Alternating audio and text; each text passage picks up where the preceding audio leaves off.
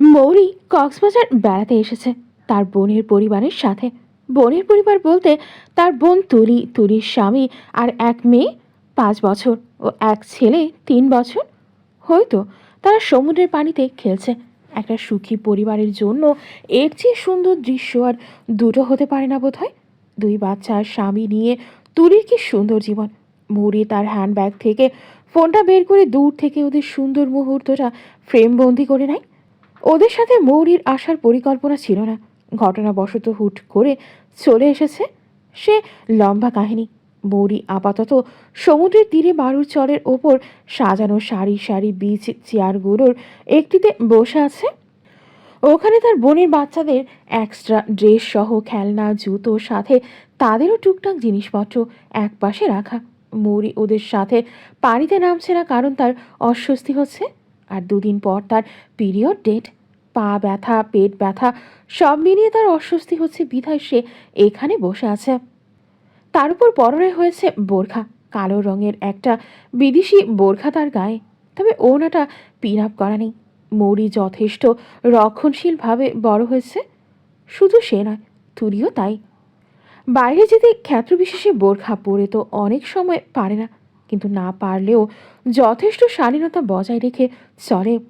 এই মুহূর্তে ওনাটা মাথায় দিয়ে কোনোভাবে গলায় পেঁচিয়ে রেখেছে সে। এত লং জার্নি করে এসে তার সমুদ্র পাড়ে ওড়না পিন আপ করে আসতে মন চায়নি। সে চারদিকে একবার তাকায়। দেশের নানান জায়গার মানুষ, কেউ ঢাকার, কেউ উত্তরবঙ্গের, তো কেউ আবার অন্যান্য জায়গার। এক এক শ্রেণীর মানুষের এক এক রকম পোশাক আশাক, ওয়েস্টার্ন দেশি সব মিলিয়ে। এই তো যেমন সে নিজেও আছে সম্পূর্ণ ভিন্ন পোশাক বোরখায়।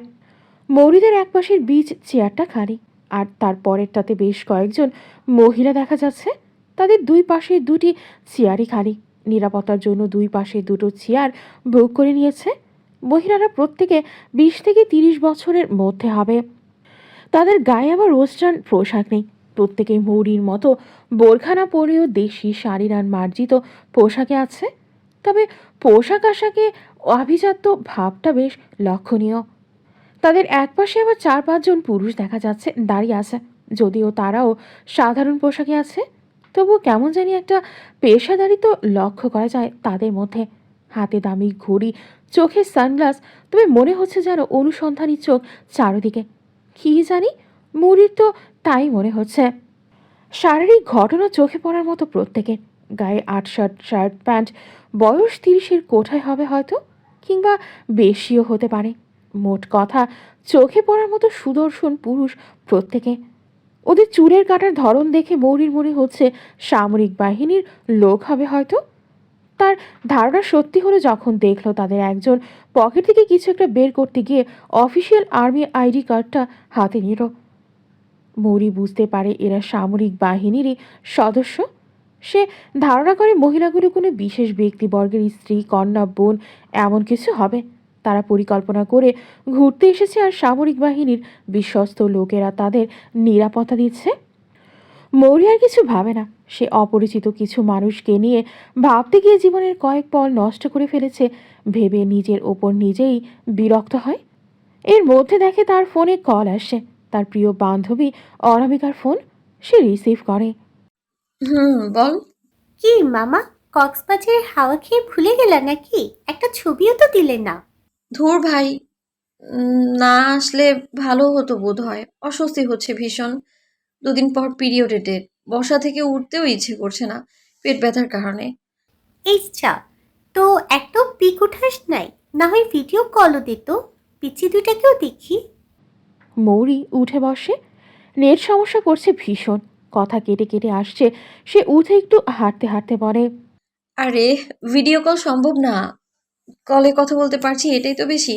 গাড়ি থেকে নেমে 1 GB নিয়েছিলাম, এখন শেষের পথে সেটা। ওয়াইফাই ইউজারদের এই একটা সমস্যা, সব বাহাদুরি বাড়িতে, বাইরে গেলে ফকির। আচ্ছা কল কাট, আর বেশি অস্বস্তি হলে বসে থাক এক জায়গায়। মৌরি কল কেটে দেয়, কিন্তু ফোনে চোখ রেখে পেছন ফিরতে গিয়ে একটা লোকের সাথে ভীষণ বাজেভাবে ধাক্কা খায় সে।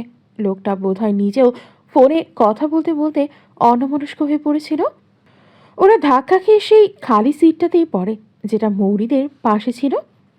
ইস, খুব বাজেভাবে পড়েছে মৌরি লোকটার গায়ের ওপর।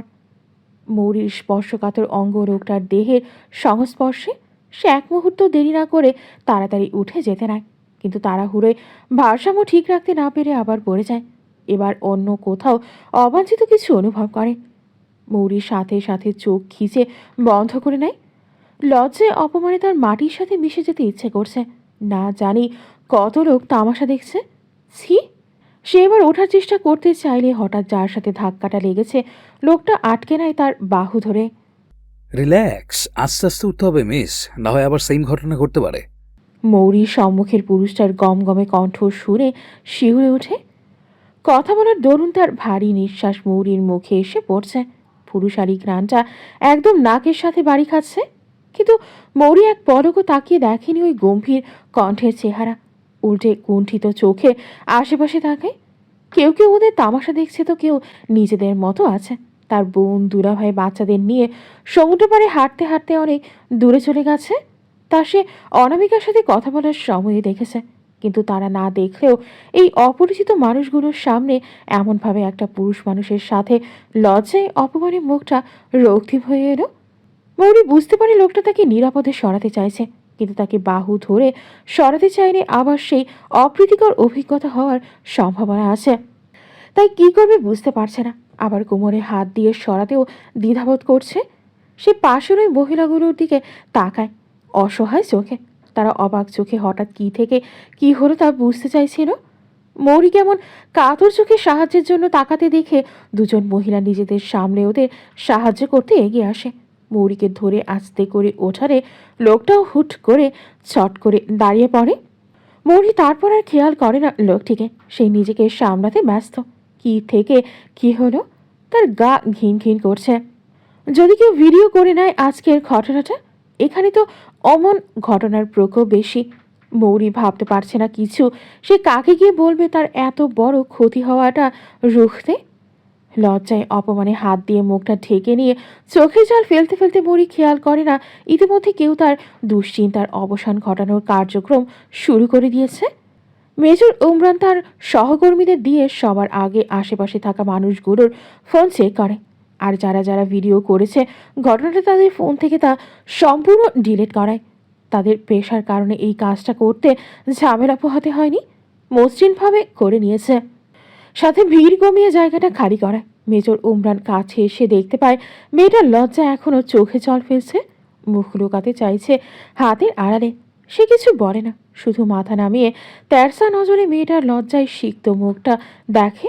মৌরির চারপাশে সেই মহিলাগুলো বসে আছে। তারা হতাশ চোখে একে অপরের দিকে তাকায়।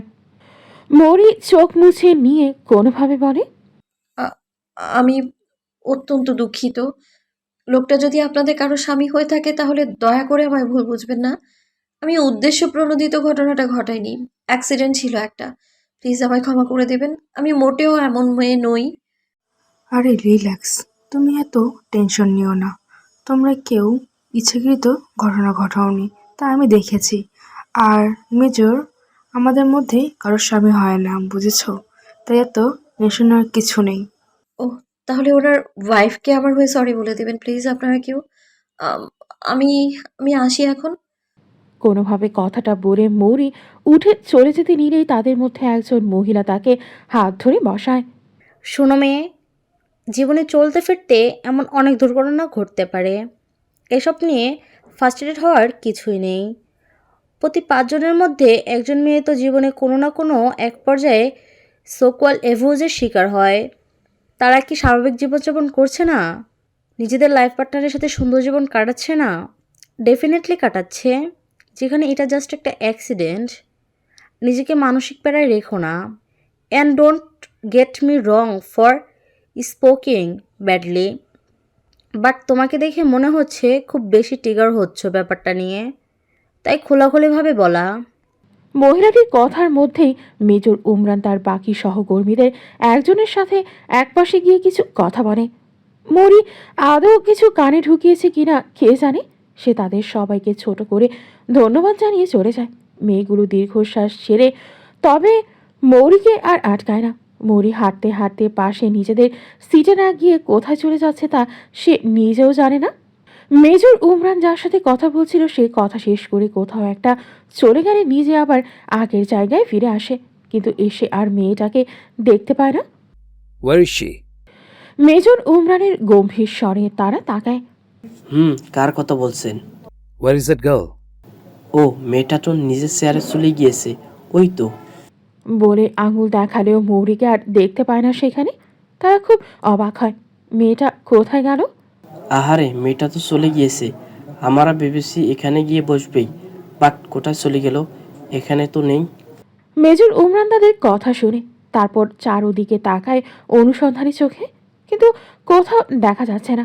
কোথায় চলে গেল মেয়েটা? এর মধ্যে দুটো ছোট ছোট বাচ্চা দৌড়ে খেলতে খেলতে আসে ওই সিটে। পেছনে বাবা মাও আসছে তাদের। থাকবে তো বাব্বা, রাখো ওখানে তোমার জুতোর পাশে, খালামণি নেবে। তুলি চারপাশে দেখে কিন্তু মৌরিকে কোথাও দেখা যাচ্ছে না। সে তার স্বামীকে বলে, মৌরি কোথায় গেল? এদিক ওদিক হাঁটতে গিয়ে চেয়ার গুলিয়ে ফেললো না তো? তার স্বামী নিজেও চারপাশে তাকায়, শালিকাকে খুঁজে না পেয়ে পাশের এক দুইজনকে জিজ্ঞেস করে। মেজর উমরান সব দেখে, তার রাগে চোয়ার শক্ত হয়ে আছে। এভাবে কোথাও চলে যাওয়ার মানে কি? এই সামান্য ব্যাপারে এত রিয়াক্ট একটু বাড়াবাড়ি হয়ে গেল না? যদিও মেজর উমরানের মানে আজকে যা হয়েছে তাদের মধ্যে তার মতো অপ্রীতিকর অভিজ্ঞতা এই জীবনে আর হয় না, কিন্তু তাই বলেই এভাবে সবাইকে চিন্তায় রেখে ফেরারি হওয়ার মানে কি? আর সে তো ব্যাপারটার সমাধান করছিলই।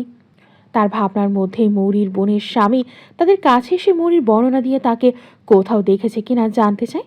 মহিলাগুলো জবাব দেওয়ার আগেই মেজর উমরানের দিকে একবার তাকায়। উমরান তাদের চাহনি দেখে চোখের ইশারায় কিছু একটা বলে।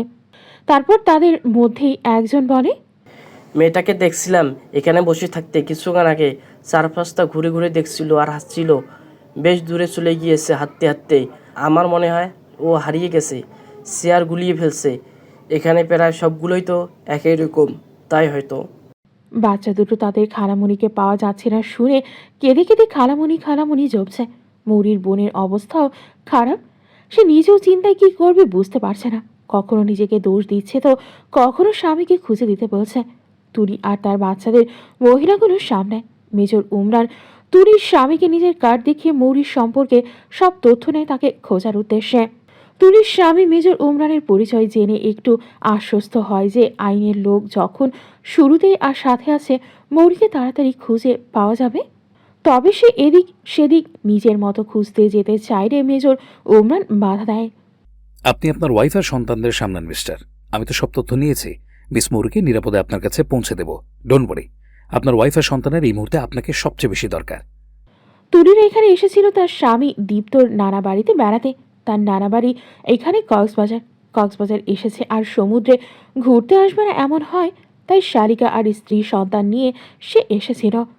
দীপ্ত চাইলে নিজের স্ত্রীর সন্তানকে নিরাপদে তার নানা বাড়িতে রেখে এসে মৌরিকে খুঁজতে পারে, আরও লোক লাগে। কিন্তু এতে বাড়িতে অর্থাৎ দীপ্তর নানা বাড়ির লোকেদের মধ্যে জানাজানি হলে ব্যাপারটা অন্য পর্যায়ে যেতে পারে, মৌরির চরিত্রে কালি লাগতে পারে। তাই সে আপাতত মেজর উমরানের কথা মতো স্ত্রীর সন্তানকে সামলায় আর মেজরের উপর আস্থা রেখে মৌরিকে খোঁজার দায়িত্ব দেয়। তাছাড়া মেজরের উপর অবিশ্বাস হওয়ার কিছু দেখছে না, উল্টো তাদের সাথে আসা মহিলাগুলোর তার স্ত্রীর সন্তানদের প্রতি আন্তরিকতা দেখতে পাচ্ছে। আর মৌরিকে খোঁজার জন্য মেজর ওমরানও একা নেই, আরও 3-4 জন অফিসার আছে সাথে, যারা প্রত্যেকে ডিফেন্সের লোক। মৌরি সত্যি সত্যি হারিয়ে গেছে। সে একটু ওই ঘটনার প্রত্যক্ষদর্শীদের থেকে দূরে সরে আসতে চেয়েছিল, তাই হাঁটতে হাঁটতে কোথায় এসেছে খেয়াল নেই। এখানে সে ফিরে যেতে চেয়েও পারছে না। মৌরির জীবন আজকের দিনটার মতো স্মরণীয় আর বাজে অভিজ্ঞতার দিন বোধহয় আর কখনো আসেনি। তার খুব আফসোস হচ্ছে কোথায় চলে এলো সে। ফোনেও ব্যালেন্স নেই, ডাটাও শেষ, কাউকে কল দিতে পারছে না। সে কোনো উপায় না পেয়ে রাগে দুঃখে বালুর উপর বসে পড়ে আর হাঁটুতে মুখ গুজে কাঁদতে থাকে। এক ভুলের পর কোন দুঃখে যে আরেক ভুল করল সে। উফ, এত কান্না পাচ্ছে কেন? মেজর ওমরানের সব মিলিয়ে 15 মিনিট লেগেছে মৌরিকে খুঁজে বের করতে আর তার অবস্থান জানতে। ফোন নাম্বার ট্র্যাক করতে দিয়েছিল সে, আর মৌরির অবস্থান জানার সাথে সাথে সে নিজে চলে আসে ওখানে। মৌরির লোকেশন সমুদ্রের নির্জন দিকে দেখেই তার মাথা ধরে গিয়েছিল, তবে এখানে এসে ওকে বসে বসে কাঁদতে দেখে নিজেকে শান্ত করে। আস্তে আস্তে মৌরির পেছনে এসে এক হাঁটু গেড়ে বসে। মিস মৌরি, মৌরি ডাক শুনে পেছন ফিরে তাকায়। হারিয়ে গিয়েছেন বলে কাঁদা হচ্ছে নাকি আমার কারণে? মৌরি লোকটাকে প্রথমে চিনতে পারেনি, পরে লোকটাকে বুঝতে পারে তাকে এখানে দেখে অবাক হয়, কিন্তু আবার তার কথা শুনে লজ্জায় পড়ে যায়। সে নিজেকে একটু আড়াল করতে গিয়ে হারিয়ে গেছে, আবার তার কারণে কাছে নাকি জিজ্ঞেস করছে। ছি, ওই বাজে ঘটনার ইঙ্গিত দিল। সে মুখ ফিরিয়ে নেয়। আমি কাঁদছি না। আর আপনি এইখানে কেন? আপনি প্লিজ চলে যান। আমি তো চলে যেতে আসিনি, আপনাকে নিতে এসেছি। আমাকে নিতে আসার দরকার ছিল না।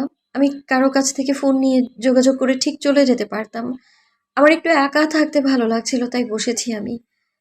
কিন্তু আপনাকে এখন আমার সাথে যেতে হবে মিস মৌরি। আমার সাথে আপনার কি কাজ? আপনাকে আমার বউ বানাবো। রিসর্টে কাজে এসে অপেক্ষা করছে অলরেডি। তাড়াতাড়ি চলুন। কি বলেন? বলেছি আপনার আমার বিয়ে হবে একটু পর।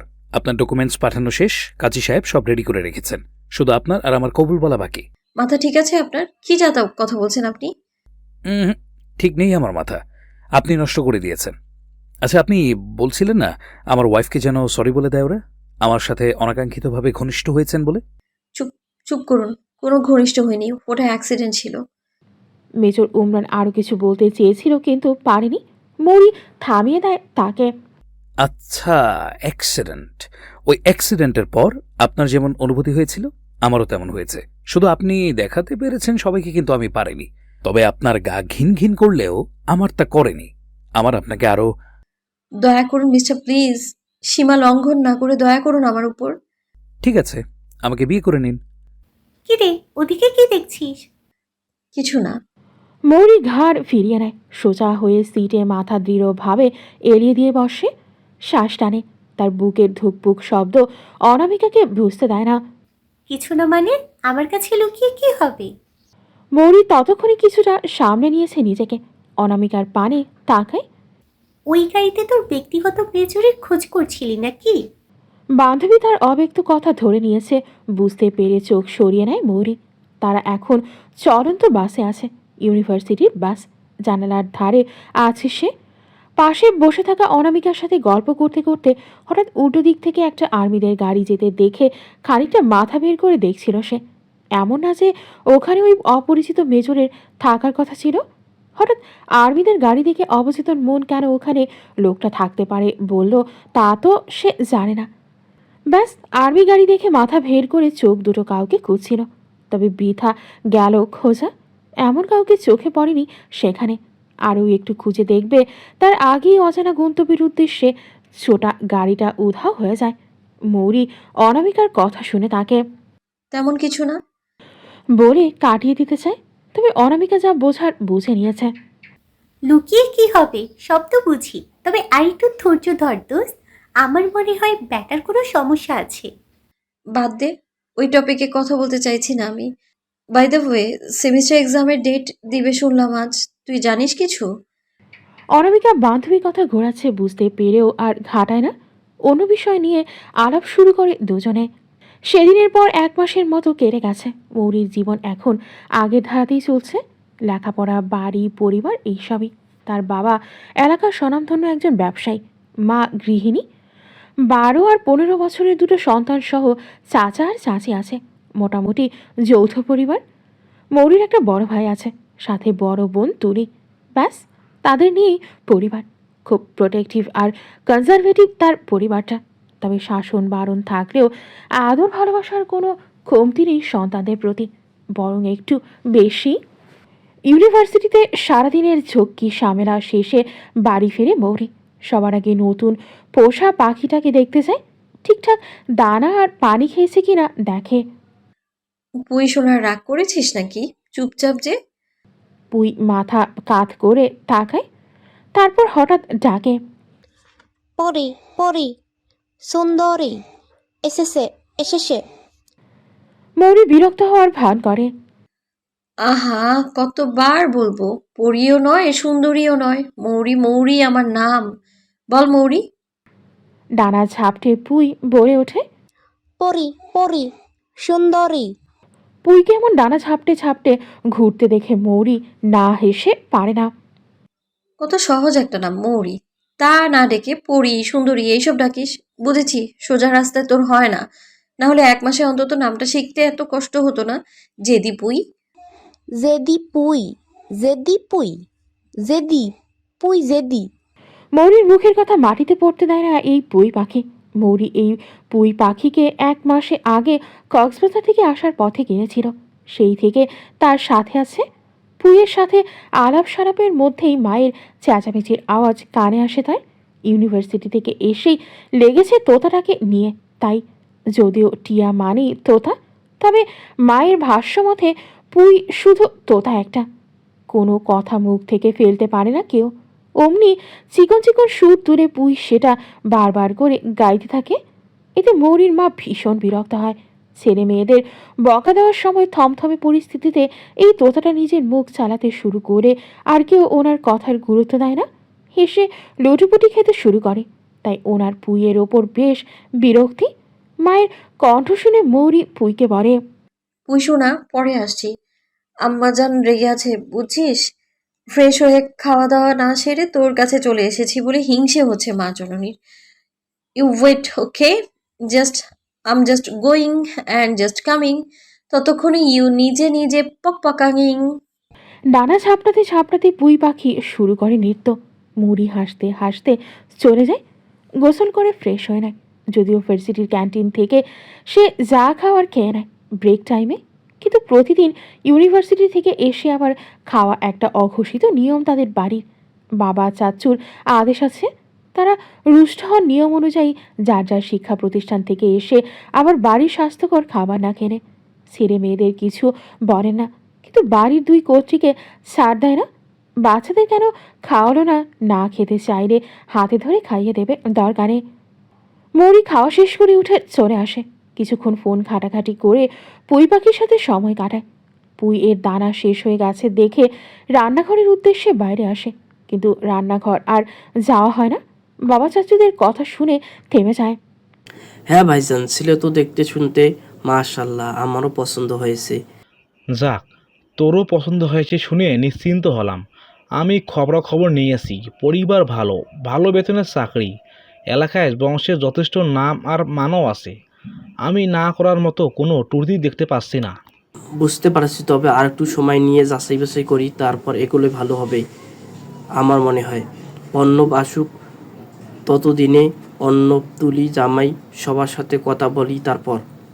হ্যাঁ হ্যাঁ, অর্ণব, তুলি, জামাই ওদের সাথে কথা বলেই মৌরিকে জানাবো এই বিষয়ে, তারপর এগোবো। আপাতত ওনারা প্রস্তাব একটা যখন রেখেছেন, কিছু একটা জানিয়ে রাখতে তো হবেই। ব্যাস, আর কিছু শুনতে পায় না মৌরি। সে সরে আসে ওখান থেকে। তার ভেতরটা কেমন অদ্ভুত অস্বস্তি, দ্বিধা আর ভয়ে ঝেঁকে ধরেছে। বাবার চাচুর কথাগুলো বারবার কানে বাজছে, আর প্রতিবার এক নামহীন স্মৃতি তাকে ছুঁয়ে যাচ্ছে। সমুদ্রের হাওয়ার সুরে ভেসে আসা ওই অপরিচিত ব্যক্তির কথা মনে আসছে। মৌরি মাথা নিচু করে চুপচাপ বসে থাকে। বাইরে জানালা দিয়ে আলো এসে তার গায়ের শুভ্র কাপড়টার উপর পড়ে ঝিলিক দিচ্ছে। আলোর সাথে সাথে মৃদু হাওয়া প্রবেশ করছে। সেই হাওয়ার সুর তার কানে ঝংকার তুলল। আপনাকে আমার বউ বানাবো, রিসোর্টে কাজে এসে অপেক্ষা করছে। মেজর ওমরানের গম্ভীর কণ্ঠ। সে মাথা ঝাঁকিয়ে স্মৃতিটা সরিয়ে দিতে চায়, কিন্তু পারে না। ওই দিনটা সমুদ্রের ধারেই সূর্যটা অস্ত যাচ্ছিল। বাতাসে লবণাক্ত গন্ধ, ঢেউয়ের গর্জন, আর দূর থেকে মানুষের হাসির শব্দ, সব মিলিয়ে পৃথিবীটা যেন থমকে গিয়েছিল। মৌরি চোখে পানি নিয়ে বলেছিল, মাথা ঠিক আছে আপনার? তখন মেজর চুপ করে তার দিকে তাকিয়েছিল অনেকক্ষণ। তার চোখে এক অদ্ভুত দৃঢ়তা আর আত্মবিশ্বাস, যেন নিজের সাথে সে প্রতিজ্ঞাবদ্ধ তাকে নিয়ে। ওই চোখের দৃঢ়তা তাকে থামিয়ে দেয়। তখনই যা সর্বনাশ ঘটে যায়। এক সময় ধীরে মেজর বলে, আমি আপনার কাছে অপরিচিত, আপনি আমার কাছে নন। আপনার মনে অনেক দ্বিধা, আমার মনে নয়। জানি এসব কথার কিছুই বুঝতে পারছে না, তবে এক্সপ্লেনেশন দেব না। শুধু বলবো, বিশ্বাস রাখুন, আর এখন এই মুহূর্তে আমার হাত ধরুন। আমি কথা দিচ্ছি, এই হাত ছাড়ব না। এই হাওয়ার সুরে অনাকাঙ্ক্ষিতভাবে আপনাকে পাবো, ভাবিনি। তবে যখন পেয়েছি, হারাতে দেওয়ার মানেই হয় না। আর সত্যি বলতে, আপনি না মানলেও আজ আমরা নিজেদের একে অপরের নামে লিখে দেব, বাই হুক অর ক্রুক। জোর জবরদস্তি ভালো দেখাবে না। আসুন। তখন হাওয়া খুব জোরে বইছিল। মৌরির চুলের কিছু গোছা উড়ে এসে মুখে পড়েছিল। সে থমকে ছিল ওই মুহূর্তে। মেজরের চোখে যে অনুভূতি, সেটাকে উপেক্ষা করা অসম্ভব। তারপর কি হয়েছিল সে ঠিক মনে করতে পারে না। শুধু মনে আছে মেজর হালকা স্বরে বলেছিল, চলুন, সমুদ্র আর সমুদ্রের হাওয়া আমাদের আজকের এই পাগলামির সাক্ষী থাকুক। আপনি না জানলেও সে জানুক কিভাবে অতি আকাঙ্ক্ষিত একজনকে অনাকাঙ্ক্ষিতভাবে নিজের সুরের সাথে ভাসিয়ে আমার কাছে এনে দিয়েছে। মৌরি হাওয়ার শাঁসা সুরিলা শব্দের মাঝে সেসব কথা শুনতে পায়নি। তবে সেই দিনের রোদ, সেই চোখ, সেই ভারী নিঃশ্বাস, সব যেন এখনো বুকের ভেতর লুকিয়ে আছে কোথাও। কিন্তু এখন এখন বাস্তবের পৃথিবী অনেক আলাদা। সেদিন মৌরিকে সঙ্গে নিয়ে মেজর ওমরান চলে গিয়েছিল সেই রিসোর্টে, যেখানে তারা নিজেরা উঠেছিল আগে থেকেই। রিসোর্টে পৌঁছে মৌরি দেখতে পেল একজন কাজী উপস্থিত। চারপাশে নীরবতা, অচেনা পরিবেশে সে শুধু কয়েকজনকে দেখল। বিচে মেজরের সঙ্গে থাকা বাকি অফিসারদের মধ্যে দুজন আর এক নারী, যিনি এর আগেও মৌরিকে ধাক্কা খাওয়ার ঘটনার পর শান্ত হতে বুঝিয়েছিলেন।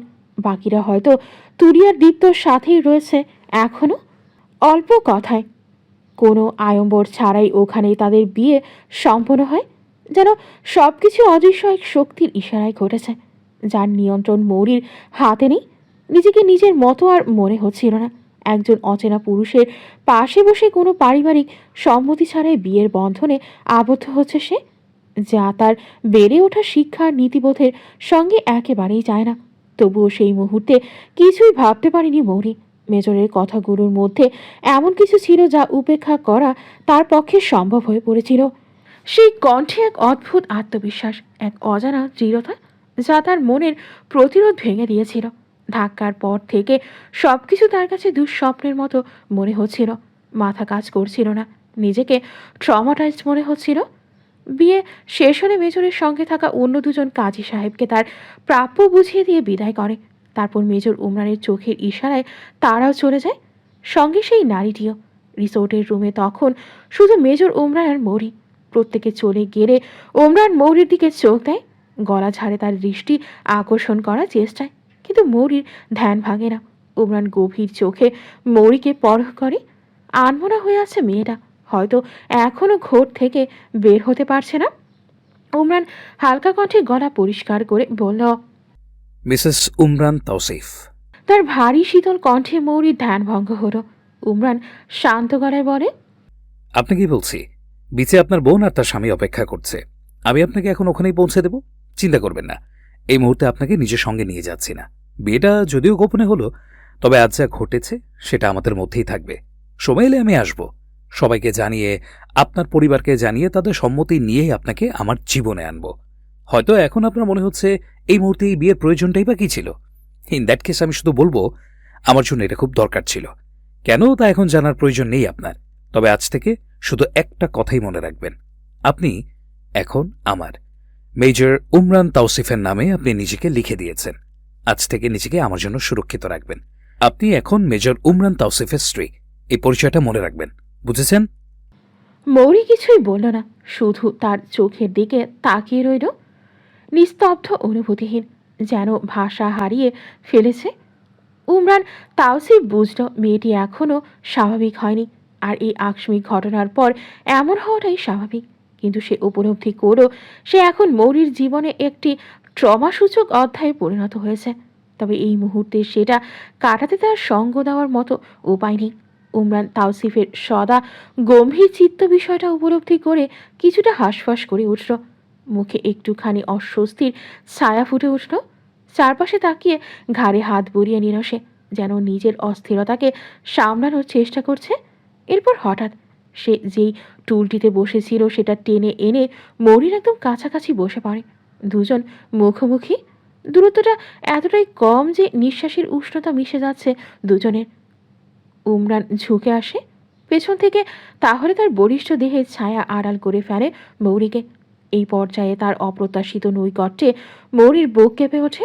তার মুখের উপর পড়ছে উমরান তাওসিফের নিঃশ্বাসের গরম পরশ। আর সেই স্পর্শে সে বিস্মিত, কিছুটা আতঙ্কিত নয়নে তাকায় মেজর উমরান তাওসিফের চোখের দিকে। মৌরির সেই আতঙ্কিত দৃষ্টি উপেক্ষা করে উমরান তার হাত ধরে আলতো স্পর্শে নিজের হাতের মুঠোয় নেয়। শুনুন মরি, এত চিন্তা করতে হবে না। আমি আপনাকে কথা দিচ্ছি, সময় হলে আমি সব ঠিক করে দেব। আপনার চোখে নিজের জন্য আতঙ্ক দেখতে আমার ভালো লাগছে না, গিল্ট ফিল হচ্ছে। এই অনুভূতি দেবেন না প্লিজ। আমি নিজের জন্য আপনার চোখে শুধু ভালোবাসা দেখতে চাই। এত সহজে তা হবে না জানি, তবে ভালোবাসা না দেখলেও আতঙ্ক নিতে পারছি না। আমি আপনার কাছে এখন অপরিচিত আগন্তুক এক ব্যক্তি, কিন্তু একসময় আমি আপনার অতি আকাঙ্ক্ষিত ব্যক্তি হয়ে উঠব, এই বিশ্বাস আমার আছে। এখন আমাদের হাতে আর সময় নেই। আপনাকে আপনার বোন আর তার স্বামীর কাছে ফিরিয়ে দিতে হবে। আবারও বলছি, আমি আসবো আপনাকে নিতে। আমার অপেক্ষায় থাকবেন। আপনি আমার আমানত। আমার জন্য নিজেকে সেফ রাখবেন। মেজর উমরান তাওসিফের বউ আপনি, এই পরিচয়টা ভুলবেন না। শুধু একটু অপেক্ষা করতে হবে। এই আগন্তুক দেখবেন আপনার সারা জীবনের ভরসার স্থল হয়ে উঠবে একদিন। এখন একটু সব ভয় আর দ্বিধা সরান্ত ওই দুই চোখ থেকে। কথাগুলো বলে তার হাতটা মুখের কাছে এনে ঠোঁট ছোঁয়। মৌরির দেহের কম্পন স্পষ্ট হয় সাথে সাথে, তবে নিয়ন্ত্রণে ঢোক গেলে আপনি আসবেন? আসবো মৌরি, আমি আসবো। মৌরির কম্পমান কণ্ঠের প্রশ্নের সাথে সাথে উত্তর দেয় উমরান। দুজনের চোখাচোখি হয়। আকস্মিক মেজর মৌরির আরও কাছে গিয়ে সন্তর্পণে তার দুগালে হাত রাখে। মৌরি কিছু বুঝে উঠবে তার আগেই স্বীয় অধরে উষ্ণ গরম আরেক অধরের ছোঁয়া পায়। ব্যাস, এরপর আর কোনো কথা হয়নি দুজনের। তাকে তুরিয়ার দীপ্তর কাছে দিয়ে আসে উমরান। মৌরিকে পেয়ে দুজনে স্বস্তির শ্বাস নেয়। মেজর উমরান সহ প্রত্যেককে কৃতজ্ঞতা জানায় তাদের সহযোগিতা করায়। এরপর সৌজন্য আলাপচারিতা সেরে যে যার পথে চলে যায়।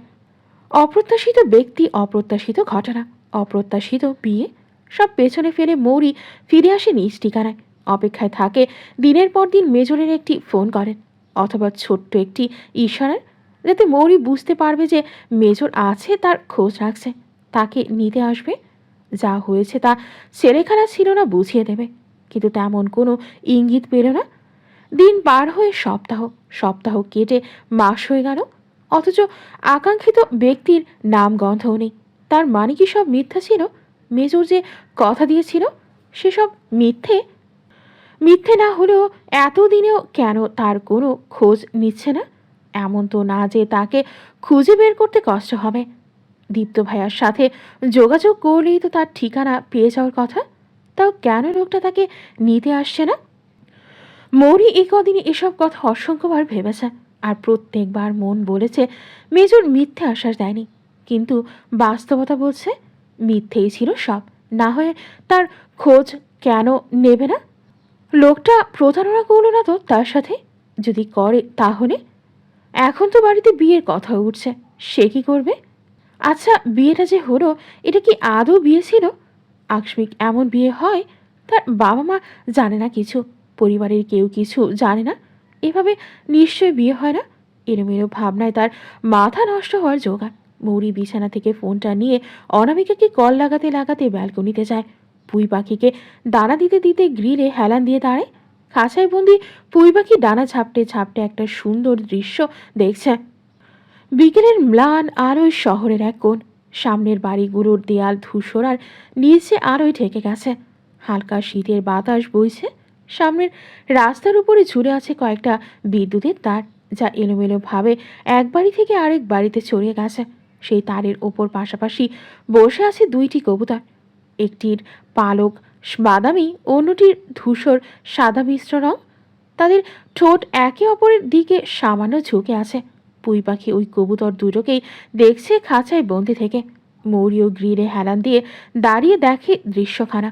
অবচেতন মন কবুতর দুটোকে দেখে নিজ অধরে মেঝরের অধরের সেই উষ্ণ স্পর্শের মুহূর্তটুকু অনুভব করছে। কি আশ্চর্য! সে কি পাগল হলো? এই তো লোকটাকে প্রতারক ভাবছিল, আবার তার দেওয়া আদুরি স্পর্শ মনে করছে। এদিকে অনামিকাও ফোন রিসিভ করছে না। বিরক্ত হয়ে কল কেটে দেবে, তখনই সে রিসিভ করে।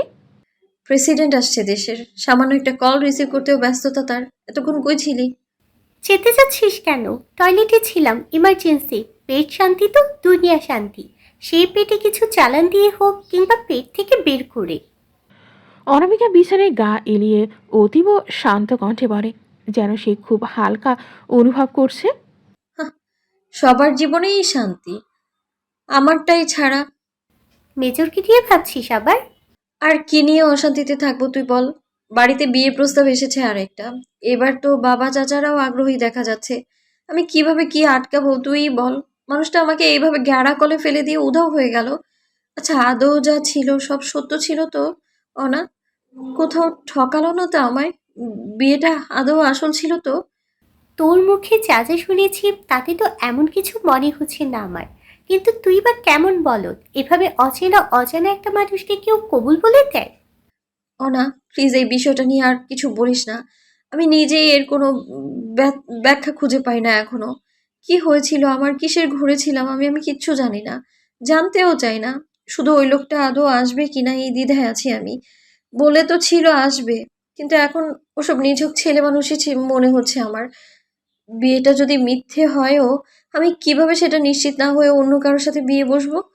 সত্য হোক বা মিথ্যা, ওই লোকটার মুখোমুখি হওয়া খুব দরকার। তুই বুঝতে পারছিস আমি কি বলতে চাইছি? আমি বুঝতে পারছি মু, কিন্তু আমার গাট ফিলিংস বলছে মেজর ফ্রড নয়, ঠিক আসবে তোকে নিতে। আর একটু অপেক্ষা কর তুই। আমার মনে হয় কোনো কাজে আটকে পড়েছে। সৈনিকদের হঠাৎ হঠাৎ কত ঝামেলাই তো পড়তে হয়, নানান অপারেশনে ইনজুর্ড হয় তারা। এমন কিছুই হবে হয়তো, তুই আর একটু ধৈর্য ধর। অনামিকার কথাগুলো শুনে মৌরি গ্রিলে হেলায় দিয়ে রাস্তার তারের ওপর বসে থাকা ওই কবুতর দুটোর দিকে তাকায় আনমনে। ভারী নিঃশ্বাস ফেলে আপন মনে বিড়বিড়িয়ে ওঠে। আহ, মেজর উমরান তাওসিফ, রইলাম না হয় আপনার অপেক্ষায়। দেখি আপনি কতদিনে আসেন। ঠিক কত সময় পর গিয়ে আপনার সবার অগোচরে বিয়ে করা বউয়ের কথা মনে পড়ে। মৌরির কণ্ঠ শুরুর দিকে চড়া থাকলেও শেষের কথাগুলো খুব নিম্নস্বরেই বলে, তাই মেজরের নামটাই শ্রুতিমান হয় শুধু। পুই পাখি তা শুনে ডানা ঝাপটাতে ঝাপটাতে সুর তুলে বলে, তাওসিফ, মেজর উমরান তাওসিফ, মেজর উমরান তাওসিফ। মৌরি কাল অনামিকার কথাগুলো অনেক ভেবেছে, আর এখন তারও মনে হচ্ছে অনামিকার কথাগুলোই ঠিক। মেজর কোনো ঝামেলায় আছে, কোনো মিশনে আটকা পড়েছে হয়তো। না হয় কেন এতগুলো দিন তাকে নিতে আসবে না? কথা তো দিয়েছিল তাকে সসম্মানে পরিবারের কাছে চেয়ে নেবে। নিশ্চয়ই দরকারি কাজে আটকা পড়েছে। আচ্ছা, কোনো বিপদ পড়েনি তো? খুব চিন্তিত দেখায় তাকে কথাটা মাথায় আসতেই। কিছুদিন পর ঘর ভরা হালকা ঠান্ডা শীতের সকালে জানালা দিয়ে সূর্যের প্রথম কোমল আলো এসে পড়েছে মৌরির ঘরের এক কোণে পড়ার টেবিলে। সেই আলো সরু রেখার মতো ছড়িয়ে পড়েছে টেবিলে রাখা বইয়ের স্তূপের ওপর। মৌরির মনে হচ্ছে যেন সূর্য উঠেই বইগুলোকে শুভ সকাল জানাচ্ছে। বইগুলোর উপরে একটি জীবন্ত উজ্জ্বল লাল রঙের গড়বেড়া ফুল দেখা যাচ্ছে। কোনো রূপ তীব্রতা ছাড়াই নরম উষ্ণ রোদে ভেজা এক প্রশান্তিতে ফুলের পাপড়িগুলো আলোয় ঝলমল করছে। ঘরে একটু আগেও হালকা কুয়াশার ছোঁয়া ছিল, এখন আলো সেই কুয়াশা সরিয়ে দিচ্ছে ধীরে ধীরে। বাইরের হিমের হাওয়ার সুর জানালার ফাঁক দিয়ে ঢুকে ফুলের পাপড়ি একটু দূরিয়ে দেয়। এই বাড়ির আনাচে কানাচে ফুলের টব রাখা যাবে এমন কোনো ফাঁক ফোকর অযথা ফেলে রাখা হয়নি। সবখানেই নানান ফুলের টব লাগানো। ছাদে তো আছে অসংখ্য ফুল গাছ, সাথে বাড়ির আঙিনায় এসব মৌরির গাছ। ফুল জিনিসটা তার এত ভালো লাগার, নেম প্লেট দেখার আগ অবধি যে কেউ নির্দ্বিধায় এ বাড়ির নাম ফুলবাড়ি ধরে নেবে। তবে আফসোস, বাড়ির নামখানা সওদাগর বাড়ি। মৌরি একাডেমিক বই পড়ছে শীতের আদিত্যের নরম সরু সোনালি আলো সামনে রেখে। খুব আরামে পড়তে পারছে সে এই উষ্ণ নরম রোদে গা ভিজিয়ে। পড়তে পড়তে ব্যালকনি থেকে পুঁই পাখির সুরেলা কণ্ঠ কানে আসে। মেজর উশি পরি, মেজর উশি পরি সুন্দরী। মৌরি জানে না এই পুঁই পাখি হঠাৎ এসব শিখলো কোথা থেকে। অবশ্য হঠাৎও না, সেদিন আনমনেই যখন মেজরের নাম নেই পুঁই পাখির সামনে, তখন থেকে শুরু হয়েছে এই শব্দগুলো জিকির করা তার। মেজর, পরি, সুন্দরী সব বুঝল, কিন্তু এই উশিটা কি তা সে বোঝে না, জানে না। অদ্ভুত এক মায়াবী অনুভূতি হয় তার ভেতরেই শব্দখানা শুনলে। মনে হয় যেন শব্দটার সাথে তার আত্মার টান। মৌরি পুঁই পাখিকে জিজ্ঞাসা করেছে বেশ কয়েকবার, কিন্তু অবুঝ পাখিটা প্রতিবারই শব্দগুলি উচ্চারণ করে। তাই এখন হাল ছেড়ে দিয়েছে মৌরি। কি জানি কে এই উশি? মৌরির কাছে আসার আগে সেখানে ছিল পুঁই পাখি, সেখান থেকে শিখেছিল হয়তো। মৌরি পড়ছে এমন সময় চাচুর ছেলে মৃন্ময় দৌড়ে দৌড়ে আসে। 12 বছরের মৃন্ময় দেখতে বেশ গরুমরু ধরনের। সে এসে বোনকে জানায়, আপু, তুলি আপু আর দীপ্ত ভাইয়া এসেছে, নিচে চলো। বোন এসেছে শুনে মৌরি লাফিয়ে ওঠে বই রেখে, উৎফুল্ল কণ্ঠে বলে, সত্যি? কবে এসেছে? তানিম তোহাও এসেছে? হ্যাঁ, বাচ্চাদের নিয়েই এসেছে। তাছাড়া বাচ্চাদের ফেলে ওরা স্বামী স্ত্রী আসবে নাকি একা? এখনো বুদ্ধি হলো না তোমার? মৃন্ময় বোনকে ভেঙিয়ে বলে, সাথে সাথে মাথায় গাঁটটা পড়ে। খুব বড় হয়ে গেছিস ফাজিল। মৌরি দুজনকে নিয়ে নিচে চলে যায়। তানিম তোহা কই? সিঁড়ি বেয়ে নিচে নামতে নামতে মৌরি তার ভাগিনা ভাগিনীর নাম ধরে ডাকে। এই তো খালামণি এসেছি। দুজনে ঝাঁপিয়ে পড়ে মৌরির বুকে। মৌরি আগলে নেয় তাদের, আদর দেয়, চুমু খায়। লক্ষ্মী সোনারা কেমন আছে? মৌরি তাদের মাথা ছুঁড়ে হাত বুলিয়ে এলোমেলো করে দেয়। এটা তার অভ্যাস। তার ভাগিনী ও খালামণির এই অভ্যাসের সাথে অভ্যস্ত। আমি তো ভালো, তুমি কেমন আতো? 3 বছরের তানিমের আদো আদো শব্দে প্রশ্নের বিপরীতে মৌরি আগে তার গাড়ি একখানা চুমু এঁকে দেয়। তারপর তাকে কোলে নিয়ে বোন আর বোন জামাইয়ের কাছে যেতে যেতে বলে, আমি তো তোমার মতো উতুব ভালো আছি। তনিম সোনাকে দেখে এখন আরো ভালো। তোহাও তার পেছন পেছন আসে। কুটুর কুটুর পায়ে হেঁটে আধো আধো কণ্ঠে নানান কিছু বলে দুজনে খালামণিকে। হয়েছে, এবার ছাড়ো দুজন খালামণিকে। ভারী কাপড় খুলে দিই, গরম লাগবে তো। মৌরির মা কথাটা বলে নাতি নাতনিদের নিয়ে নেন। গরমই লাগবে, এখনো অতটাও শীত পড়ছে না যে উলের কাপড় পরে থাকতে হবে এই দিনের বেলা। ভারী পোশাক ছেড়ে দুজনে মৌরির চাচুর 2 ছেলে মেয়ের সাথে ব্যস্ত হয়ে পড়ে। তো সালি সাহেবা, কি খবর তোমার? সব ঠিকঠাক? বোন জামাইয়ের প্রশ্নে মৌরি সোফায় বোনের পাশে বসতে বসতে বলে, একদম তোমাদের দেখে আরো বেশি। কিন্তু আজ আসবে শুনিনি তো। আগে থেকে আসার কথা ছিল নাকি আজ? আরে না, কালই ঠিক করলাম। হঠাৎ প্ল্যান আর হঠাৎ আসা। শুধু মাকে জানিয়েছিলাম। ও, মৌরি মাথা নাড়ায়। কিন্তু মৌরি বোন আমার, তুমি সেবার কক্সবাজারে যে কাণ্ডটাই না ঘটালে, আমার এখন শ্বশুর বাড়ি আসতেও ভেতরে ভেতরে লজ্জা করে। তাদের মেয়েকে নিয়ে ঘুরতে গিয়ে হারিয়ে ফেললাম। এখনো তারা জানে না ওই ঘটনা। আমার তো ওই দিনের কথা ভাবলে এখনো পিনিক উঠে যায়। দীপ্ত হাসতে হাসতে সেদিনের কথাটা বলে। মৌরি লজ্জা পেয়ে যায়। এখনো বাড়ির কেউ জানে না, বলেনি তারা, যে তাদের মেয়ে ঘুরতে গিয়ে হারিয়ে গিয়েছিল। নানান কথাবার্তার মধ্যে মৌরির মা, চাচি, মেয়ে আর মেয়ে জামাইয়ের জন্য নাস্তা পানি নিয়ে আসেন। তারপর সবাই মিলে গল্প গুজবে বসে যান। মৌরির বাবা আর চাচু দুপুরে বাড়ি আসবেন। কথায় কথায় মৌরি জানতে পারলো আর 2-3 দিন পর তার ভাই অর্ণবও চলে আসবে মেডিকেল থেকে। সে ঢাকা মেডিকেলে পড়ে, থাকেও ওখানে, আর তাদের বাড়ি চট্টগ্রাম। ভাইও আসবে শুনে মৌরির খুশি হওয়ার কথা হলেও সে আদতে খুশি হতে পারল না। বোন আর বোন জামাইয়ের হঠাৎ আসা, তারপর ভাইও আসবে, তার মনে ভয় ঢোকে। বিয়ের বিষয়টার জন্য এত জরুরি তলব নয়তো সবার। যা ভেবেছিল তাই হয়েছে। 2 দিন পর মৌরির ভাই অর্ণব আসে।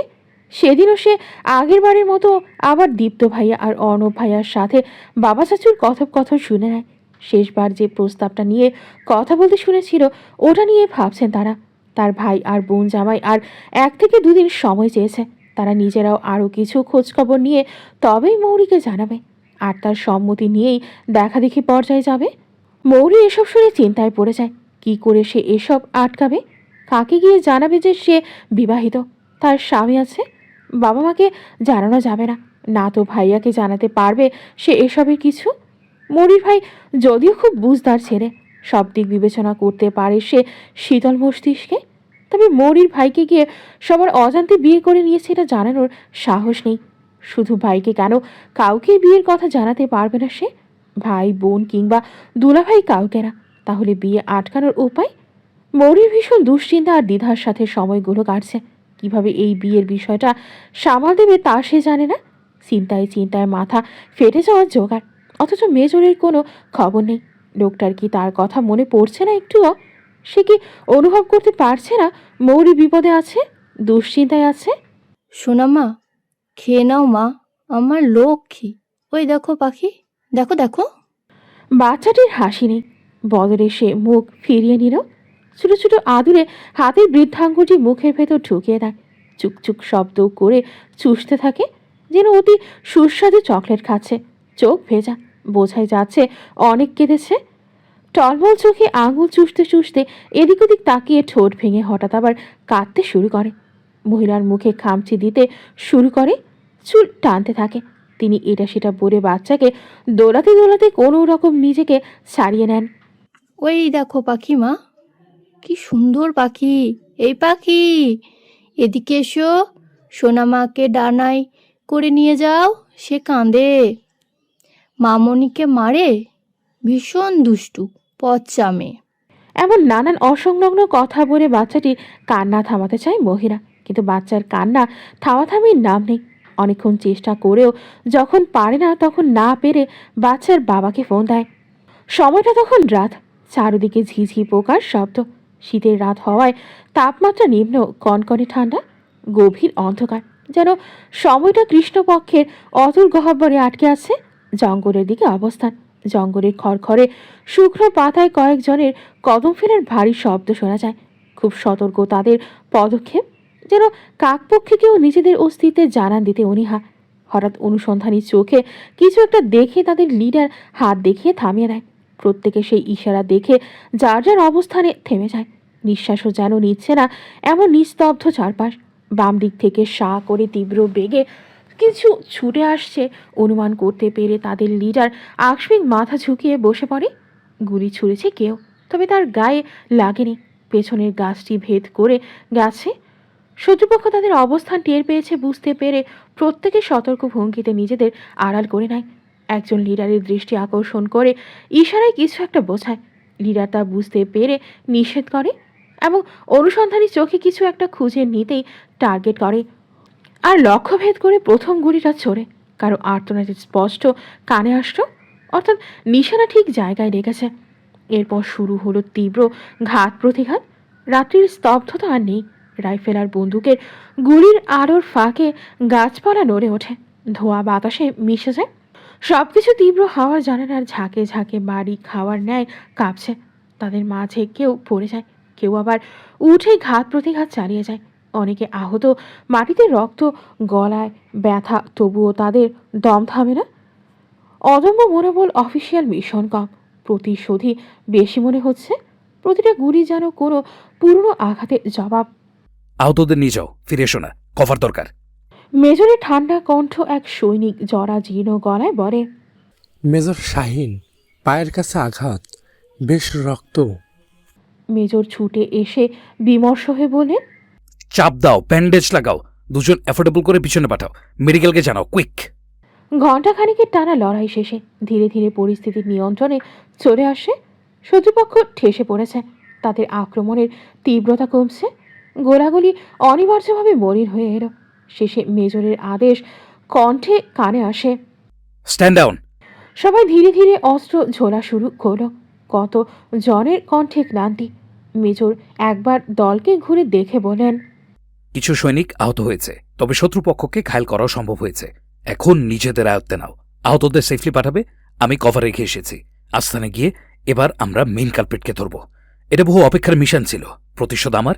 ব্যক্তিগত ক্ষোভ থাকলে আমার থাকার কথা, তোমাদের নয়। এটা মাথায় রাখবে। তাই প্রফেশনালিজম মেনটেন করা চাই। সুস্থভাবে যেন নাটক করা হয়। আমার প্রিয় মানুষ, আমার পরিবার, তাদের ন্যায় বিচার আমি দেব, ছাড় নেই। তাই তোমরা আবেগে হটকারিতা করবে না বলেই আশা করছি। সবাইকে আরও একবার সচেতন করে দিলেন। শত্রুপক্ষের অধিকাংশকে যেহেতু ঘায়েল করা সম্ভব হয়েছে, তাই এবার মূল আস্তানায় গিয়ে মেন কালপ্রিটকে ধরা সহজ। ইতিমধ্যে আস্তানা ঘেরাও করা হয়েছে। আধ ঘন্টার মধ্যে মূল হোতাকে আটক করার লক্ষ্য তাদের। তাকে সুস্থ আর জীবিত আটক করা মেজরের জেদ অবশেষে পূর্ণ হবে। মেজর প্রশান্তির শ্বাস টানেন। বহুল প্রতীক্ষার দিন আজ। প্রিয় মানুষ, পরিবার, আপনজন প্রত্যেকের অন্যায়কারীকে শাস্তি দেওয়ার দিন। বহু পরিকল্পনার মিশন ছিল, তার সুখে জীবন শেষ করে দেওয়া অপরাধীদের শাস্তি দেওয়ার মিশন। স্বস্তির নিঃশ্বাস ফেলতেই একজনের চেহারা ভেসে উঠল তার চোখে। ভাষা ভাষা মায়াবী ওই চোখের ব্যক্তি, যে একজোড়া হাওয়ার দিনে তার জীবনে এসে শেষ দিন অবধি তাকে সর্বোচ্চ সুখ দিয়েছিল। আবার হারিয়ে গেছে। ওই মানুষগুলোর কারণে হারিয়ে যেতে হয়েছে। আপন জনেরা কেউ নেই এখন, সবাইকে শেষ করে দিয়েছিল তারা। আর আজ তাদের শেষ করার দিন শুরু হলো। হঠাৎ একটা দমকা হাওয়া গায়ে লাগতেই আবার ওই চেহারাটা মাথায় ঘুরপাক খায়, আর একরাশ প্রশান্তি তার গায়ে ছুঁয়ে যায়। হাওয়ার সুরেরা বলে গেল। এবার অপেক্ষার প্রহর শেষ, আর কোনো বাধা নেই, তাকে নিয়ে আসাটা বাকি শুধু। রাতের নিস্তব্ধ আকাশের পানে চেয়ে চেয়ে ভাবা ভাবনাদের রেশ কাটাতে হয় পকেটে ফোনের কম্পন বুঝতে পেরে। সাইলেন্ট ছিল। মেজর ফোনটা বের করে রিসিভ করেন। ও কাঁদছে বেশি। ফোনের ওপাশে মহিলার চিন্তিত কণ্ঠ। মেজর শীতল কণ্ঠে বলেন, ওর কানে ধরো ফোন। ফোনের ওপারে ছোট্ট কণ্ঠ আশ্রে ওঠে। মেজর কণ্ঠে আদর মিশিয়ে বলে, না না, আর কাঁদে না। পাপা তুমি কি চাও পাপাকে বলো, আমি নিয়ে আসছি। পাপা আসবে তোমার কাছে, আর খুব শীঘ্রই তোমাকে মাম্মাও এনে দেবে। কাঁদে না papa, my brave girl, no cry, only smile, okay? Don't cry সোনা, papa feel hurt when you cry. আদরের স্বরে আরও কিছু বোঝায় বাচ্চাটিকে। বাচ্চাটি কি বুঝলো জানা নেই, তবে বাবার কণ্ঠে বোধহয় শান্ত হয়ে গেল। মেজর তা বুঝতে পেরে স্বস্তির শ্বাস নেন। মহিলাকে বলেন, Raima, take care of yourself and my daughter, আমি আসছি। দূর থেকে মেড টিমের হোপা হোপা শোনা যাচ্ছিল। আহত সৈন্যদের সেফলি ট্রান্সফার শুরু হলো। জঙ্গলের ভেতর সেই গোপন আস্তানার দিকে তাদের দল ধীরে ধীরে এগোলো। মিশন কখনো সহজ না, কিন্তু মেজরের হৃদয় শান্ত। আজকের দিনটা তার বহুদিনের অপেক্ষার প্রতিশোধমূলক খণ্ড। আর সামনে ঘুরে বাচ্চার কান্না থামানোর সান্ত্বনা দেওয়া সেই কথাটা তাকে মা এনে দেবে। বাবা চাচুর কাছে অনবার দীপ্তর চেয়ে নেওয়া দুটো দিন কিভাবে যেন কেটে গেল। তারা মৌরিকে দেখতে চাওয়া পাত্রের সব রকম খোঁজখবর নিয়েছে। পরিবার ছেড়ে সবটাই ভালো লেগেছে তাদের। না করার মতো তেমন কোনো ত্রুটি পায়নি। তার পরের দিনই তার বাবা মা তাকে ডেকে এই বিষয়ে কথা তোলে। মৌরি ভয়ের দ্বিধায় হ্যাঁ না কিছু বলতে পারেনি। তার বাবা মা তার নীরবতাকে সম্মতি ধরে নিয়ে পাত্রপক্ষকে মেয়ে দেখানোর জন্য রাজি তা জানিয়ে দেয়। ব্যাস, তারা মেয়ে দেখাবে যখন বলেছে আর দেরি করতে চায় না। বিকেলেই আসতে চাইছে। মধ্যস্থতাকারী আত্মীয় এক কথায় ঘটক তা জানালে শুনে মৌরির বাবা বলেন, দেখুন, মেয়ে দেখতে হঠাৎ চলে আসা সহজ পাত্রপক্ষের জন্য, কিন্তু মেয়ে পক্ষের নানা রকম প্রস্তুতির দরকার পড়ে। আজ বললেই কি সম্ভব? আমাদের আয়োজনে তো একটা ব্যাপার আছে। এই কথা আমিও ওনাদের জানিয়েছি সওদাগর সাহেব, কিন্তু তারাই তো অতিরিক্ত আয়োজনের জন্য মানা করে দিল। দেরি করতে চাচ্ছেন না, জানেনই তো ছেলে দেশের বাইরে চলে যাবে বউ নিয়ে, যাওয়ার ডেট আসছে বলল, তাই তারা দেখাদেখিতেও দেরি করতে চাচ্ছে না। তাদের তাড়াহুড়ো আর কম আয়োজনের সমস্যা নেই শুনে মৌরির বাবা আর মানা করেন না। তবু আপ্যায়নে যথাসাধ্য ব্যবস্থা করবেন মনস্থির করে মেনে নেন। মৌরি তখন ভাগিনা ভাগিনী আর দুই ছোট ভাই বোনকে নিয়ে বাড়ির পেছনের দিকে ছিল। বাচ্চারা খেলছে, আর সে ওখানে থাকা বসার বেঞ্চিটাতে বসে বসে তাদের খেলা দেখছে। হাতে ফোন, অনামিকার সাথে চ্যাটিং করছে। কখনো বাচ্চারা বেশি হই হুল্লা চিৎকার চেঁচামেচি করলে বকে, পরে বোনের ডাক পড়ে সবাইকে নিয়ে বাড়ির ভেতরে চলে যায়। বাচ্চারা দৌড়ে দৌড়ে সেখানেও খেলছে। মৌরি বোনকে জিজ্ঞেস করে, কি হয়েছে আপু? এমন করে চিল্লাচিল্লি করছো কেন? কিছু বলবে? তুরি বাচ্চারা মানা করা সত্ত্বেও দৌড়াদৌড়ি করছে দেখে বলে, আর বলবো না একটাকেও। দৌড়ে দৌড়ে খেল তোরা, তারপর ব্যথা পেয়ে আমাকে দেখাতে আসলে আমি তার ওপর আরও কয়েক ঘা দেবো বলে দিলাম। কথাগুলো বলে বোনের দিকে তাকায়। রুমে চল তো মৌ, কথা আছে। বোনের কথায় মৌরি নাক ফুটিয়ে জলপাই খেতে তার পেছন পেছন যায় রুমে। বিছানায় গিয়ে বসে। তুরিও আসে। তাকে দেখে মনে হচ্ছে অতীব জরুরি কোনো কথা বলবে। এতক্ষণ নিশ্চিন্তে হেলে দূরে থাকলেও এবার কিছু আন্দাজা করতে পেরে মৌরির থেমে যায়, নড়ে চড়ে বসে।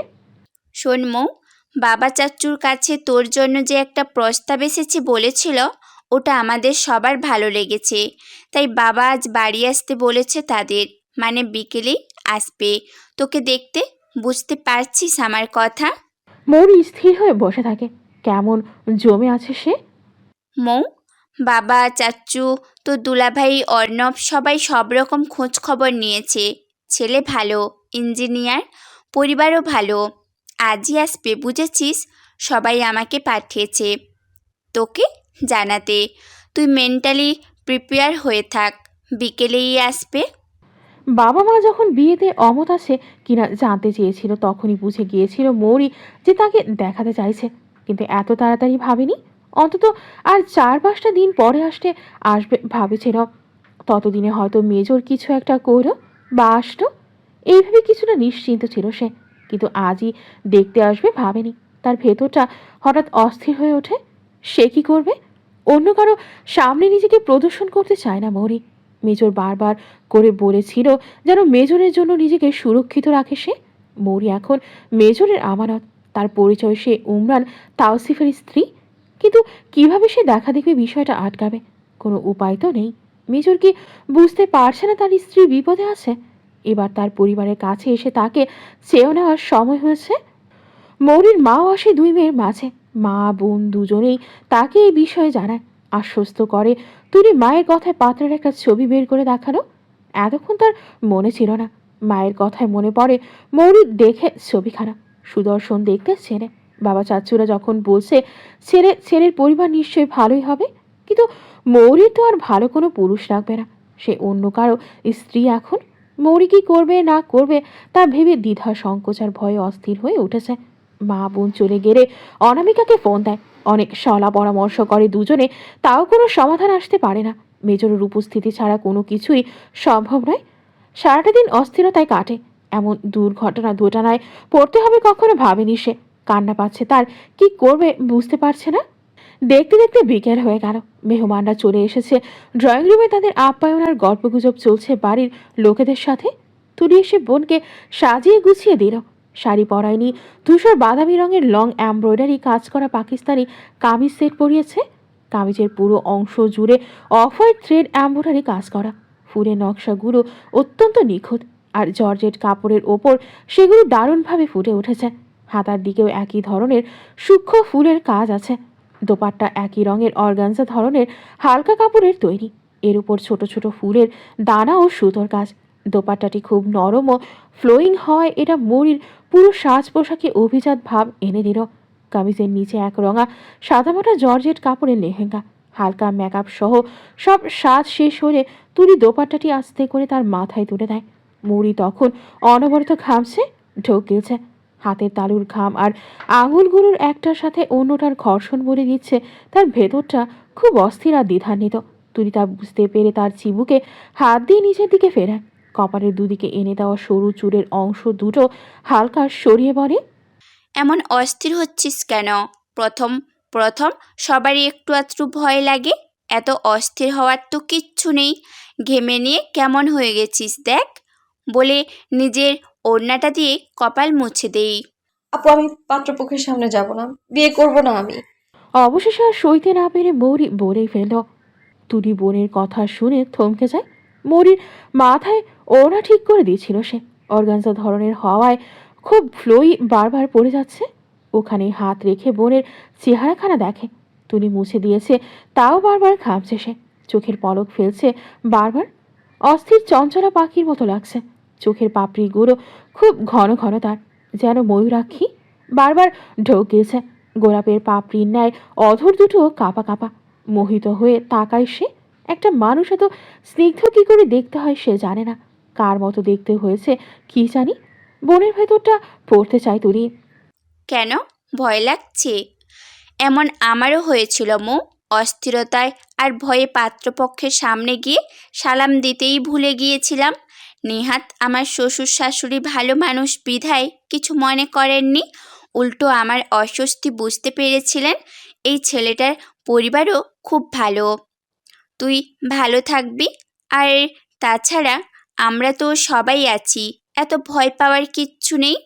মৌরির অস্থিরতা মেয়ে হিসেবে এমন সময়ে স্বাভাবিক ধরে নিয়ে তুলি তাকে সান্ত্বনা বাণী দিয়ে আশ্বস্ত করে, সাহস দেয়। কিন্তু মৌরির ভেতর চলছে অন্য কিছু। তার অস্থিরতা কমছে না, বরং বাড়ে। সে কিছুতেই পাত্রপক্ষের সামনে যাবে না। উমরান তাওসিফের বউ সে। মৌরি বারবার না করছে। তার অতিরিক্ত দোনমনা দেখে তুলি চিন্তায় পড়ে যায়। মেয়েটা তো শেষ মুহূর্তে এসে গন্ডগোল করবে মনে হচ্ছে। বাবার কানে তোলা যাবে না এই কথা, মা বোঝালেও কাজ হবে না। অর্ণবী পারবে ওকে যা বোঝানোর বোঝাতে। তুলি চাচ্চুর মেয়ে তরুণাকে পাঠায় অর্ণবকে ডেকে পাঠাতে। মিনিট কয়েক পরেই আসে অর্ণব। অতিথিদের রেখে এসেছে তাই তাড়াহুড়ো তার কণ্ঠে। কি হয়েছে, ডাকছিস কেন? কোনো সমস্যা হয়েছে?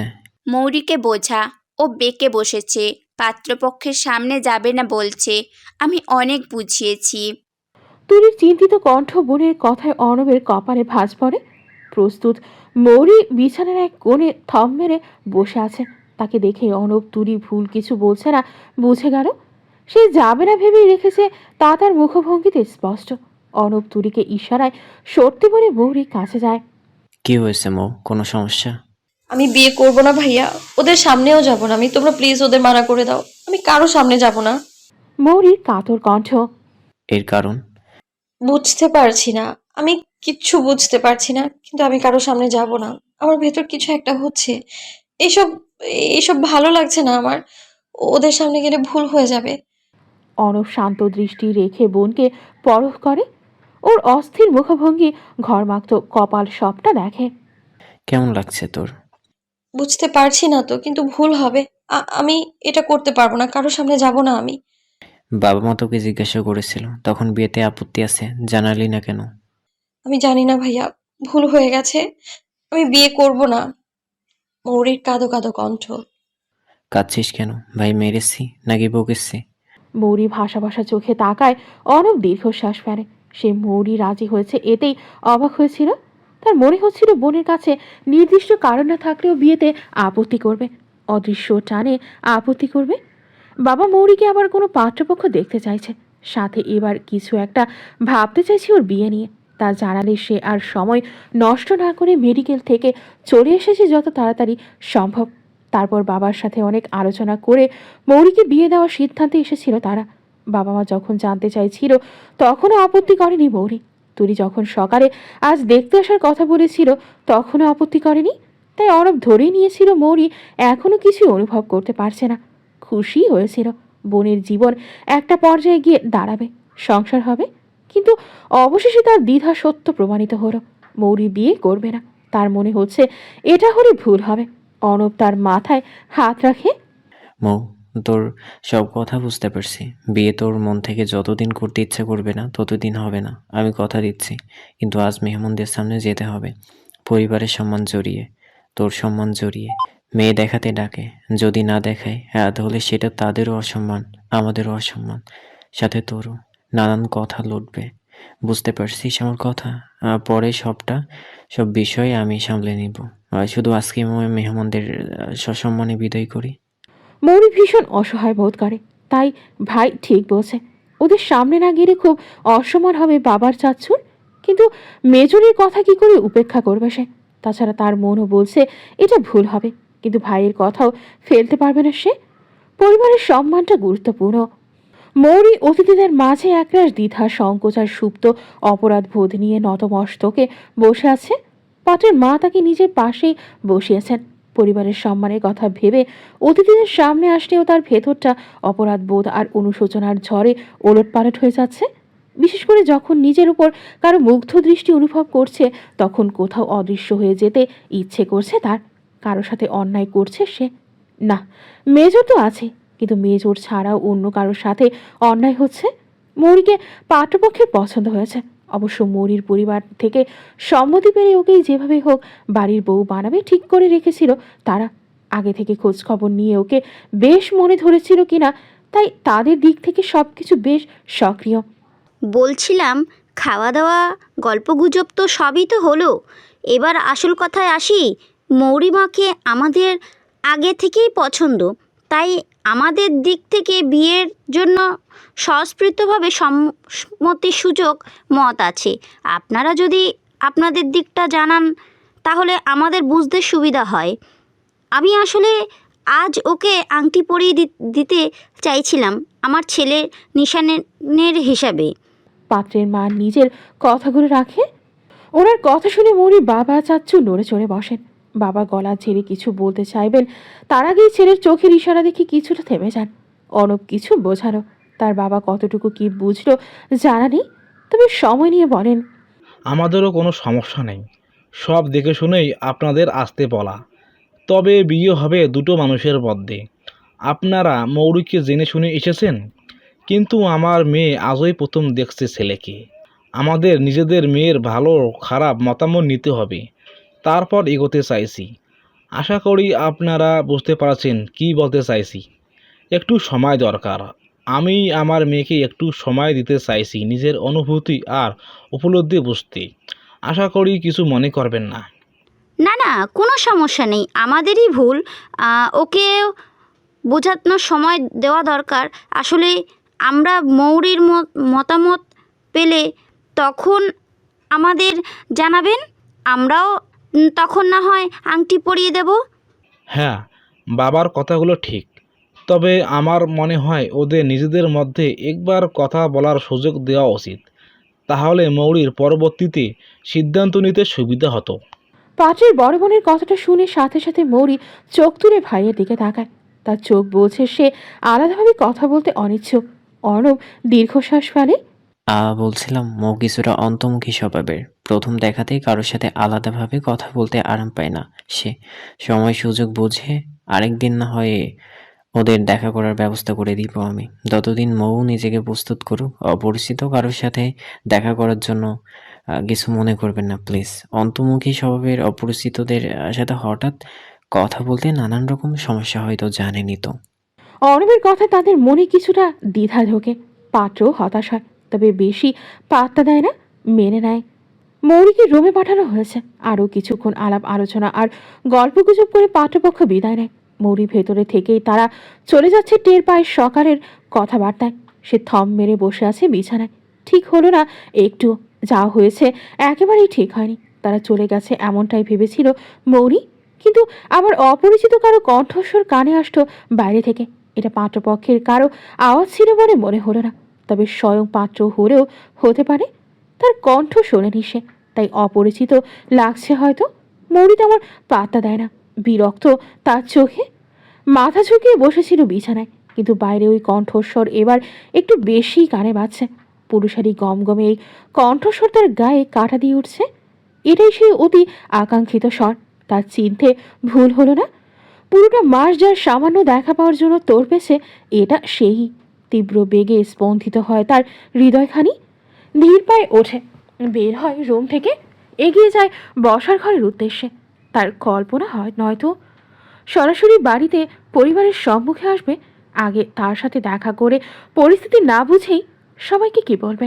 অস্বাভাবিক হৃদস্পন্দন নিয়ে আরেকটু এগোতেই অকল্পিত দৃশ্য চোখে পড়ে। মেজর উমরান তাওসিফ, সে বসে আছে সোফায়। বাবা, চাচ্চু, ভাইয়া, দীপ্ত ভাইয়া, আপু, মা, চাচি প্রত্যেকে ওখানে। মেজরের সাথে কথা বলছে। মৌরি ঘুরে আছে, বুঝতে পারছে না আদৌ ঠিক দেখছে নাকি তার চোখের ভ্রম। ঘন পাপড়ি যুক্ত ময়ূরাক্ষীর ন্যায় নয়নে পলক ফেলে তাকায় সে। মাথার সামনে থেকে কপালের দুপাশে এনে দেওয়া সরু চুলগুলো চোখের পাপড়ির সাথে লাগছে। আতাশ করার কথা, অথচ সে অনুভবই করতে পারছে না সেসব কিছু। মৌরি ঠোক কিনে তুনা আর মৃন্ময় অতিথিদের বেঁচে যাওয়া ভালো খাবারগুলো নিয়ে কাড়াকাড়ি করতে করতে যাচ্ছে পাশ দিয়ে। সে বহু কষ্টে দুটো শব্দ উচ্চারণ করে। তুর্না, মৃন্ময়। বোনের ডাকে তাকায় তারা। বলো আপু, কি হয়েছে? বাড়িতে কে এসেছে? জানি না, ওরা চলে যাওয়ার পরপরই দেখি আরেকটা গাড়ি এসে থামে বাড়ির সামনে। দুটো লোক এসেছে, দেখতে খুব সুন্দর জানো। সাদা কাগজ ফুল গাছটার নিচে গাড়ি থামিয়েছিল। যখন নামে তখন হিরোর মতো লাগছিল। ক্রাশ খেয়েছি। ওই যে দেখা যায়, ওই লোকটার অন্য একজন ওনার পাশেই আছে, দেখা যাচ্ছে না এখান থেকে। বোনের কথা শুনে তাও মনে হচ্ছে সে এখনো কোনো বিভ্রমে আছে। ঢোক গিরে আবার জানতে চায়, উনি কে? কি কথা বলছে? কিছু জানিস তোরা? না আপু, ওনাকে তুলিয়াপু আর দীপ্ত ভাইয়া চেনে শুধু, তবে ওরা জানতো না লোকগুলো আসবে, এমনটাই তো বুঝলাম। তারপর কাউকে নিতে নাকি দিতে এসেছে বলল, এরপর আর শুনিনি। মা পাঠিয়ে দিয়েছে এইখান থেকে। আচ্ছা তোরা যা। তুনা আর মিন্ময় চলে যায়। তাদের সাথে সাথে তোহা, তানিমকেও দেখা যাচ্ছে। এতক্ষণ খাবার নিয়ে ভাইয়ে বোনে টানাটানি করলেও ভাগ্নি ভাগিনাকে দেখে নিজেদের ভাগের টুকু ত্যাগ দিল সস্নেহে। মৌরি আঁখি মেলে আবার তাকায় মেজর পানে। কপালে ভাঁজ লোকটার কিছু বলছে সবাইকে, চোখে মুখে গাম্ভীর্য স্পষ্ট। লোকটার কথা বলার ভাবভঙ্গিতে অদ্ভুত এক আত্মবিশ্বাস থাকে। সামান্য কথা ও সম্মুখ মানুষের আকর্ষণ আর মনোযোগ কেড়ে নিতে সক্ষম। যখন সাধারণ কোনো মত রাখে তখন মনে হয় অদৃশ্য আদেশ করছে, যা উপেক্ষা করা অসম্ভব। তাই হয়তো মৌরি পারেনি সেদিন মেজরকে উপেক্ষা করতে, যার পরিণতি আজ সওদাগর বাড়ির বসার ঘরে মেজরের এই উপস্থিতি। কথা বলতে বলতে অকস্মাৎ থেমে গিয়ে লোকটি এদিকে তাকায়। দুই মানব মানবীর আখিতে মিলন ঘটে। মৌরির অস্বাভাবিক হৃদস্পন্দন হঠাৎ থেমে গেল, জমে গেল ভেতরটা। কয়েক মুহূর্ত স্থায়ী হয় দুজনের চক্ষু মিলন। তারপর মেজর চোখ ফিরিয়ে নিয়েছে। মৌরি তাতে অব্যক্ত এক অভিমান টের পেল। অনুশোচনায় হৃদয়টা ছলাৎ করে উঠল তার। আর সামনে পা বাড়াতে পারে না সে। পা দুটো পেছোচ্ছে আপনা আপনি। পেছাতে পেছাতে রুমে চলে যায় সে। জমিয়ে রাখা শ্বাস বের করে দেয়, দরজা লাগিয়ে তাতে পিঠ ঠেকায়। তীব্র শ্বাস প্রশ্বাসের সমগ্র দেহের কম্পন স্পষ্ট। আশা করছি আমার কথা বুঝতে পেরেছেন প্রত্যেকে। আজই নিয়ে যেতে চাইছেন?